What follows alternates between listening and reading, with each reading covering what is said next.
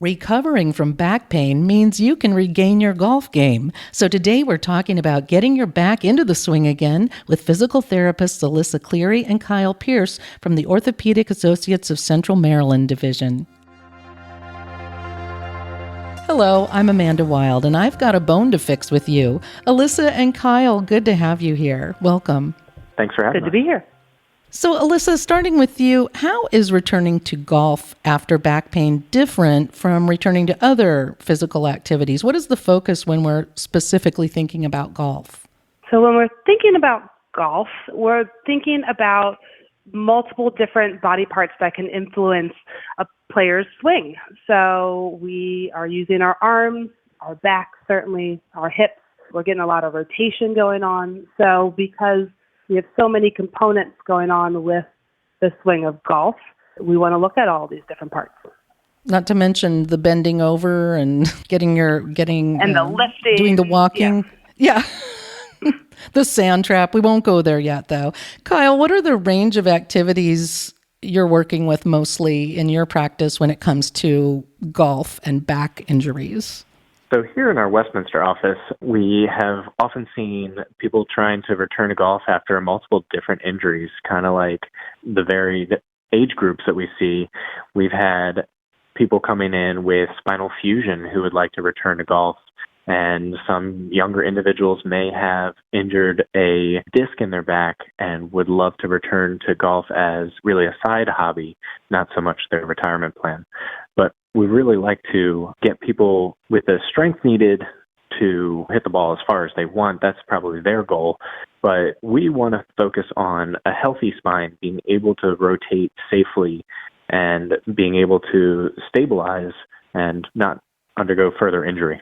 So, Kyle, can you talk a little about what the comeback to the golf green looks like when healing from an injury? For example, at what point is it okay to pick up your clubs again and go out there?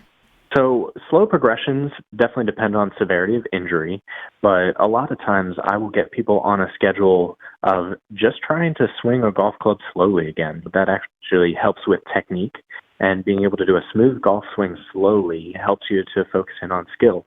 But the first step might be going to the putting green and working on a couple of putts where it's a much lower intensity form of a full swing. And then the next step would be going to the driving range, hitting a few balls, not a whole bucket, but just testing it out, seeing your tolerance.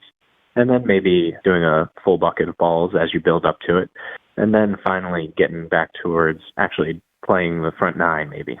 So, Alyssa, this sounds like a process and an individualized program for each patient, depending on their injury and their own goals. Is that right?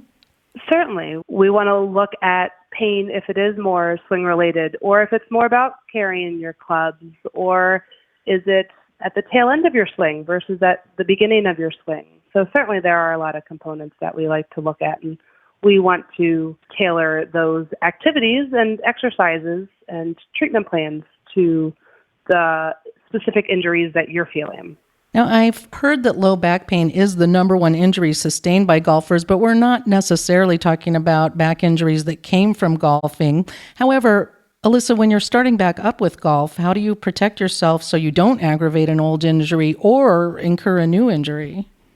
So what we want to start off with is even some core-related exercises, and then progressing some spinal stabilizing exercises and core exercises to having them be more dual-tasked, where we're using our arms or using our legs to do different things while still engaging that core to provide some of that stability. Then we want to certainly work towards then adding more torque or more force onto those components as we break that up a little bit more. I'd love to build on that a little bit and say a quote from one of my favorite professors in school.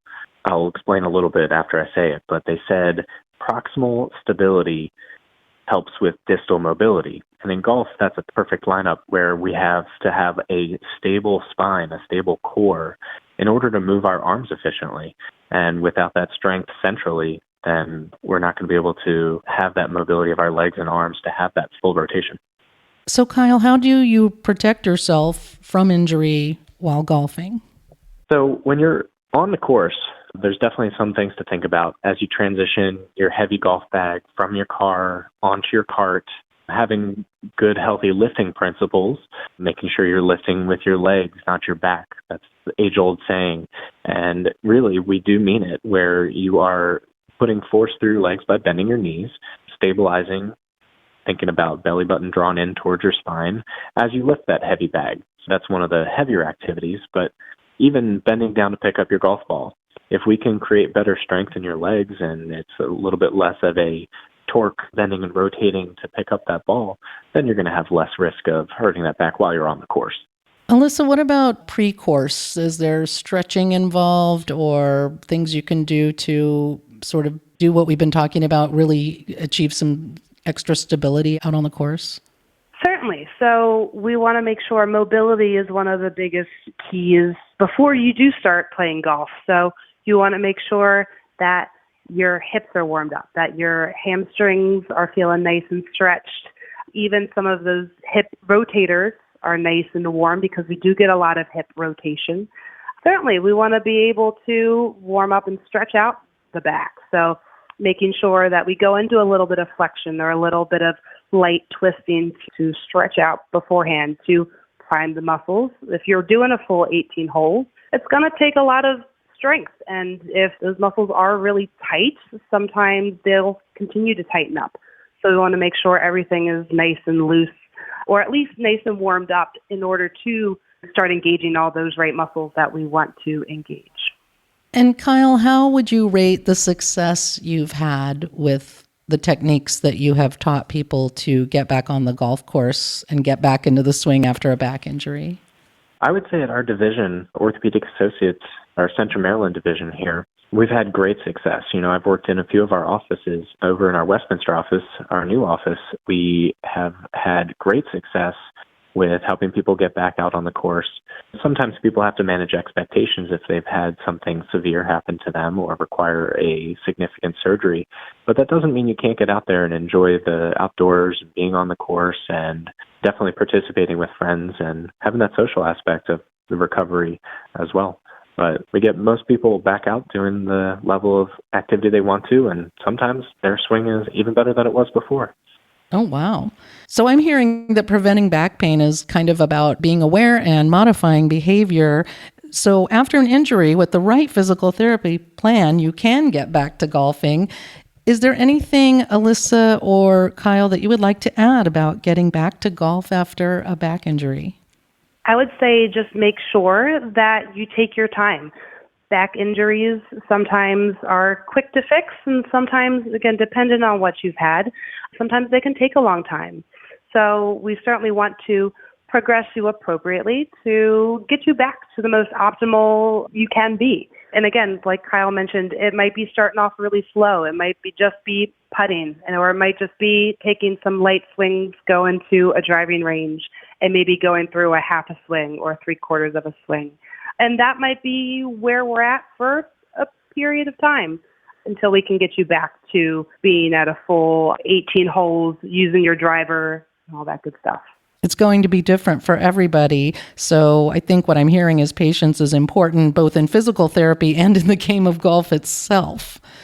The first question many patients ask about golf is, when can I get back on the course? So thank you both for answering that today. Absolutely. It was fun being with you here today. That was physical therapists Alyssa Cleary and Kyle Pierce, both from the Orthopedic Associates of Central Maryland Division, Westminster location.